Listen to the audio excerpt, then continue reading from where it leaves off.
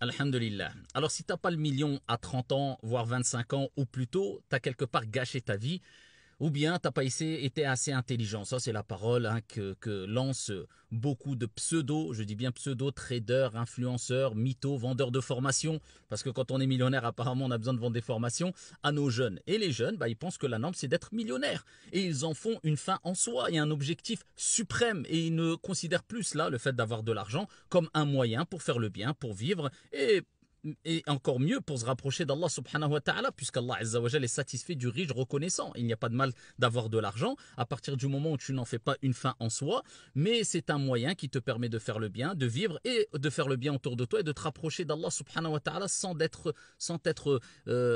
détourné par ton Seigneur tabaraka wa ta'ala. Non, ils font croire que c'est ça la vraie vie et les vrais intelligents, ce sont ceux qui ont gagné des millions, voire le million à 20 ans ou 25 ans. Non, non, non, non, tout dépend de la conception qu'on a de l'intelligence. Le prophète, alayhi salatu wassalam, écoute bien, le prophète a été interrogé dans le hadith rapporté par le Bayhaqi par un homme. Il lui a dit, Ya Rasulallah, quels sont les meilleurs des croyants? Le prophète alayhi salatu wassalam n'a pas dit ceux qui ont le plus de connaissances, ceux qui font le plus qiyamul layl, ceux qui... Non, non, non. Il dit alayhi salatu wassalam, ceux qui ont le meilleur comportement, la relation sociale.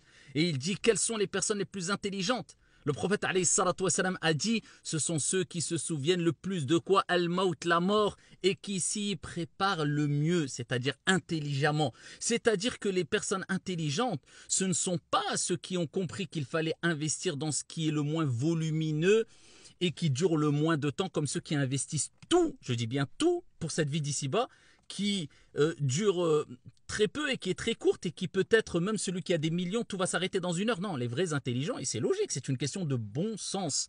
Tout dépend après de la conception du bon sens qu'on a et comment on comprend le bon sens. Eh bien, les vrais intelligents, ce sont ceux qui se disent, je ne vais pas investir dans une chose ou dans une vie qui dure très peu en oubliant ma vie de l'au-delà. Non, j'investis pour ici-bas, mais j'investis pour ceux qui rapportent le plus au niveau du volume et du temps. Al-Jannah, Al-Akhirah. Et le prophète alayhi salatu wassalam, détrompe-toi, hein, ne te trompe pas plutôt. Eh bien, le prophète alayhi salatu wassalam nous rappelle que celui qui est riche, c'est celui qui vivra avec al-qana'a. C'est quoi al-qana'a? C'est de se suffire de ce qu'Allah nous a donné. Et quand tu te suffis de ce qu'Allah t'a donné, il y a al-baraka, la bénédiction. Et quand il y a al-baraka, tu fais beaucoup avec peu. Tandis que le millionnaire ou le milliardaire, je dis bien, qui n'est pas reconnaissant et qui en fait une fin en soi, il n'est jamais satisfait, donc il n'est jamais apaisé, donc il n'y a pas de baraka.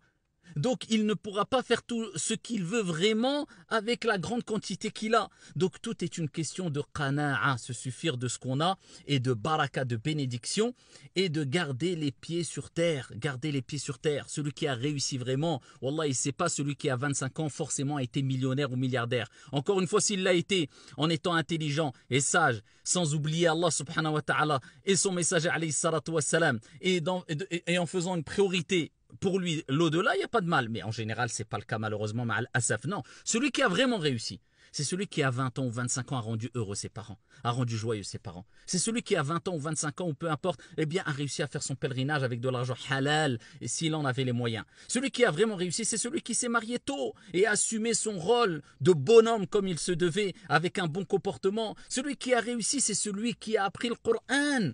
Et c'est celui qui a réussi à appliquer le Coran. C'est celui-là qui a réussi. Donc gardez les pieds sur terre et qu'Allah vous préserve.